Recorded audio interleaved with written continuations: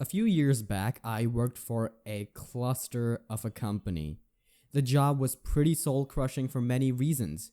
Literally, when they fired me for not doing my job that they could never seem to find time to train me on, but had plenty of time to yell at me or gaslight about, I felt strangely relieved and liberated. Some things to note. This was a 100% remote job. They sent me a laptop to work on. I was to send it back using a box and shipping label they would provide. Long story short, sending the box back proved to be an absolute circus because nobody could figure out how to do this. People quit throughout the process and I was handed off from person to person like a hot potato. I had been trying to work out the shipping the laptop back situation since January. It was now June, near the end of June. I received a call from someone, Karen, claiming to be the HR head of the US division of the company. Karen demanded to know why I kept the laptop and not returned it. I tried to explain what had been going on and she was having none of it. She demanded I send the laptop back immediately. I still had no box, no return shipping label to send it back, and it was 10 a.m. on a work day and I was at work.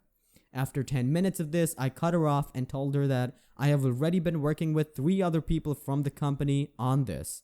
I told her if she wants to continue this chat to talk to them first and then we'll talk, because I'm tired of repeating myself and that I was at work and didn't have any more time for this, and hung up. Karen took this as the ultimate offense and was outraged. I received multiple angry texts, calls, and voicemails throughout the rest of the work day, all from her personal cell. This is important later. I called her back when I was finally off work and she launched into a tirade. She told me I had 24 hours to return the stolen laptop or she would call the police and report the laptop as stolen. I still had no box and no shipping label, but she didn't care. I didn't want to pay the $35 to ship it back, but I just wanted this nightmare to end, so I asked what the address to ship it to, and she told me. Well, she didn't wait 24 hours like she said she would, because about an hour later I get a call from the local PD about a laptop that had been reported as stolen. I was fuming. Long story short, I returned the laptop, paid the shipping fees, got it all recorded on my phone, showed the police officer when they came to my apartment, and that was that. On a completely unrelated note, I had been unemployed for a while before this hell job, and had shopped around for health insurance.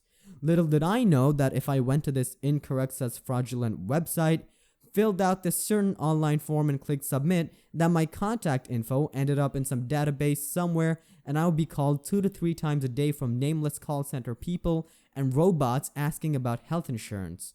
The calls finally lightened up after a couple years and multiple attempts to block spam calls, from going to anti-spam websites to calling my carrier to figure out different options. Now I only get spam calls for insurance maybe once a month. Back to Karen. After the debacle of shipping back the laptop, I knew that my needing to be treated with human decency stressed her out. Getting overly stressed is bad for your health, and I was genuinely concerned for her health.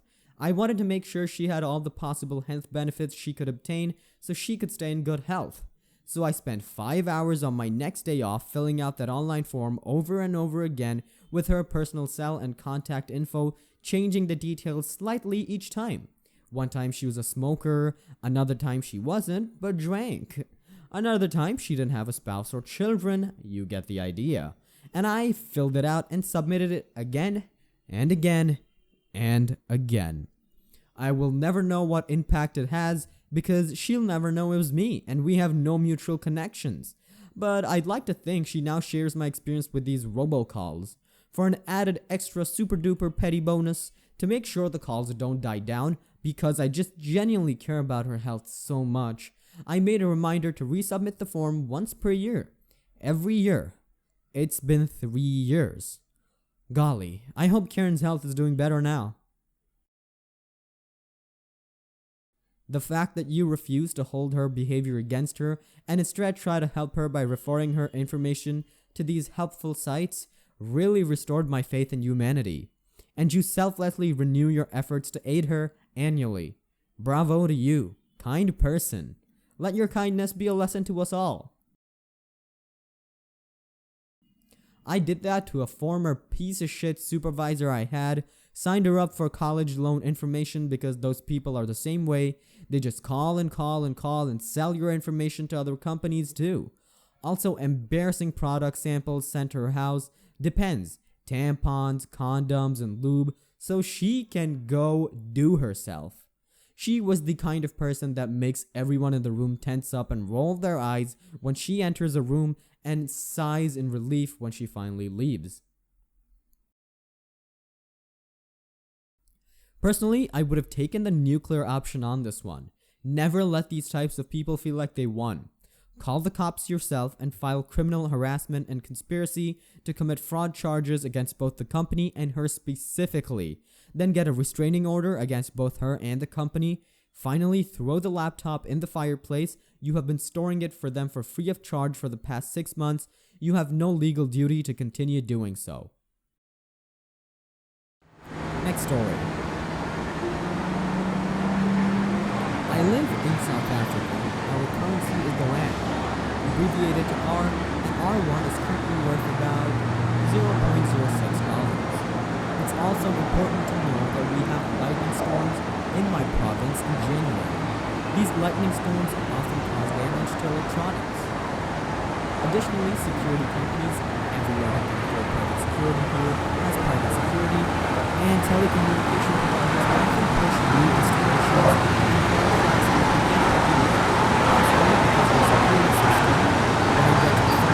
and ask for the price of the cable. I'm told it costs R300 for 30 meters. Before I headed out, I checked with a bulk retailer about an hour away. They're actually more of a wholesaler who also does retail stuff, and I knew that they were providing the same brand at 100 meters for 320R. I didn't feel like traveling an hour there and an hour back, but they would deliver it to me for 99R tomorrow. I'd like to get the cable now, and I don't need 100 meters, so I asked to speak to the manager. Guy asked me why, and I say I'd like to discuss the price with him. I get the attitude, but he asks someone to fetch the manager, and I step out of the queue. I noticed that despite social distancing and mask laws, people are pretty crowded in the store, but packed like sardines around the entrance. Stores are only allowed to run at a limited capacity, but are not responsible for how the people queue outside. Whatever. I got COVID in December, I'm fully vaccinated, I'm wearing my mask. If they want to drink their urine, who am I to interfere? It's an anti-mask thing, Google it. So I'm standing near the entrance as socially distanced as I can be when a guy walks up to me with his mask around his chin. I recognize him. It's the guy who told me in October that he couldn't force people entering his store to wear their masks. He doesn't like me. He asks what the problem is. I ask if there's someone quieter we can talk. It's noisy with a lot of people around, and he tells me that isn't how that place is. I start calling to the chest, and then he tells me that I'm wearing a mask. I leave my mask. You know, I really don't want to, but if that's really what you want, I guess I can help. I speak as loudly as I reasonably can and say, I know your supplier is probably big retailer in Midrand, about an hour away, and their prices are online. I can see that you are charging about 60% markup on their retail price. Note, he's probably paying wholesale, not retail. I continue, I know you have to make a profit, and I don't mind you adding a markup, but you are charging so much more that it's cheaper for me to order it from them and have it delivered tomorrow. Not only that, you are charging so much more that even considering petrol costs, it's cheaper for me to drive out there and buy it from them directly. I was wondering if you would consider dropping your price so that I can get it from you. As I finish, I realize a lot of the people are looking at me. I look at the manager, he looks at me, he looks at the customers and says, "We don't give discounts," and walks away. As I start walking out, a number of the people in the queue who are probably going to be waiting an hour in any case ask for details on big retailer. Do they sell to the public? Yes. Do they give bulk discounts? Absolutely. What do they sell? Almost everything. I give the web store URL. I see a bunch of these guys pulling out their phones and stare at the screen. I'm guessing they're checking out big retailer's web store. I cross the road and get in my car. As I'm pulling out, I see about a third of the queue disappear. I can't say for sure, but I'm fairly sure my road conversation in public quite costly with recurring lost business. Ironically, big retailer is in an area that has one entrance and exit, with one-way streets around a massive block that contains many telecoms, security, and tech retailers. When you discover it exists, it's like Christmas morning. Note: I have a social anxiety problem. Some days are better than others. This morning was an okay day, although I felt my anxiety filling up as I stood waiting for that manager, and the anxiety surged when I recognized him. Even though I brushed it off with a whatever, seeing all those people grouped together ignoring social distancing and mask laws was tremendously stressful. Anxiety inducing is a better word. I'll probably be unable to leave the house for about a week now. All this to let you know that I was rather anxious by the time I spoke to the manager. This is so typical of certain suppliers in SA. I thought it was more of a Cape Town thing though. Although I haven't lived in SA for 10 years, I used to work for a security company who would ask for quotes to enter on tenders. One day I was calling around asking for price lists and someone mistook me for a private person buying. They sent through the price list and the prices were astronomical. I called back and gave a different name, depended on my voice, and managed to get a price list with 40% lower prices.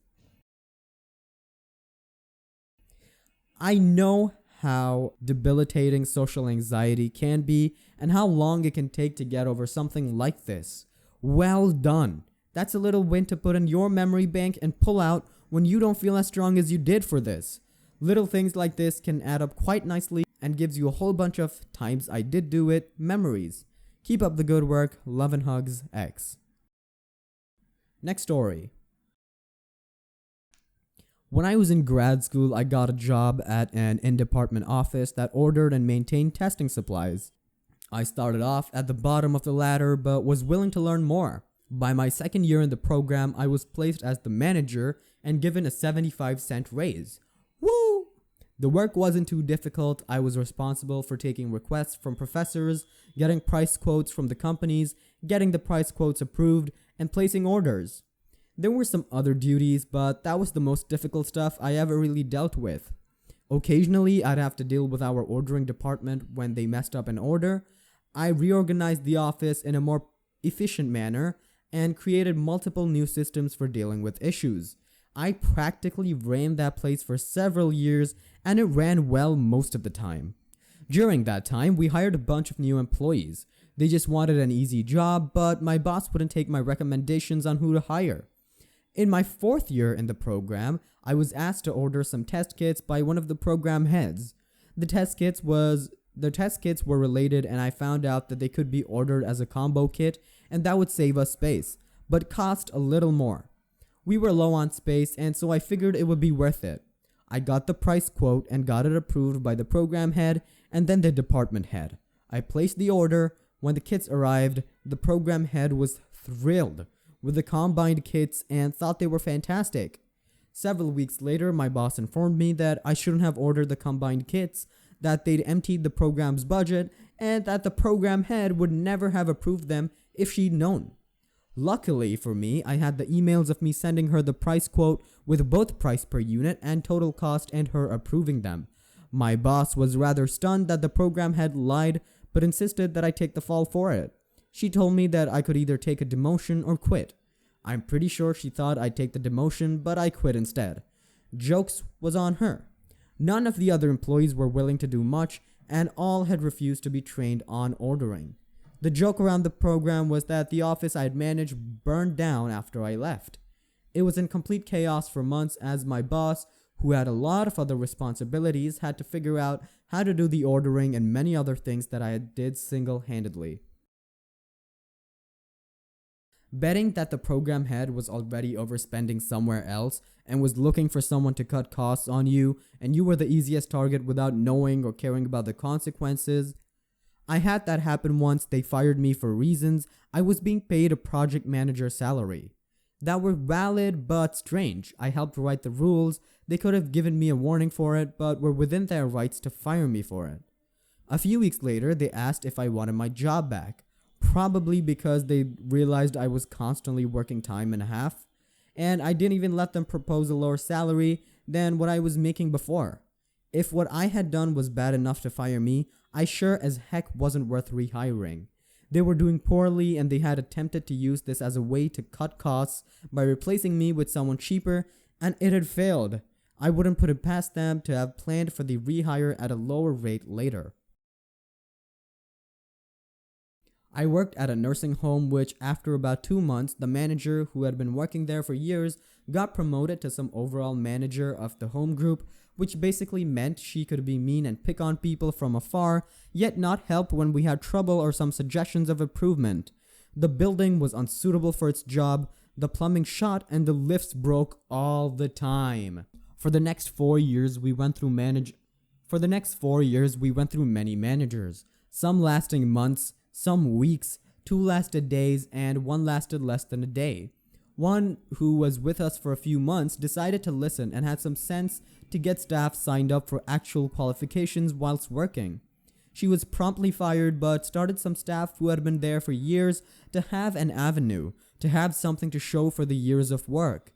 It was thanks to her that the big manager got bullied more into getting more training, accessible to the staff, and eventually in the last 8 months we had a lovely manager under the big boss's thumb for a further year and a half until the big manager moved on. It paved my way to get out of there, and I left the home in a much better place than I started. Nice manager is still there, and the home is really lovely, even with its structural issues, which some are slowly getting fixed.